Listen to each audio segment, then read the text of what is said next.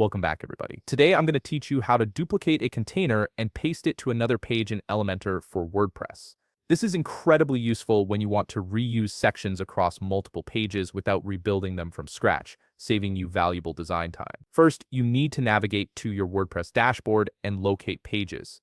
Then click on All Pages. This will display a complete list of all the pages you've created on your website.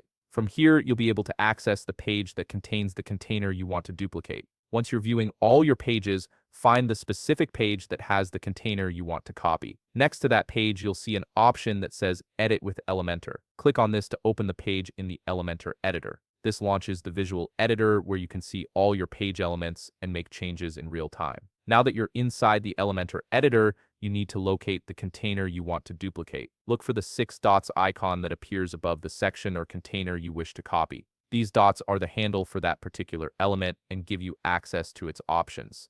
Right-click on these 6 dots to bring up a context menu with several actions you can perform. From the drop-down menu that appears, select Copy. This action copies the entire container along with all its content, styling, and settings to your clipboard. Elementor stores this information temporarily so you can paste it elsewhere without losing any of the design work you've done. Now it's time to open the destination page where you want to paste this container. Navigate back to Pages and All Pages, or if you already have multiple tabs open, simply switch to the page you want. Click Edit with Elementor on the page where you want the container to appear. Once the editor loads, you're ready to paste. Right-click anywhere on the canvas or in an empty section of the page and select Paste from the menu. Your copied container will appear exactly as it looked on the original page, complete with all widgets, styling, and content intact. And that's it. You've successfully duplicated a container and pasted it into another page in Elementor, making your workflow faster and more efficient. If you found this video helpful, please leave a like, subscribe, and see you in the next video.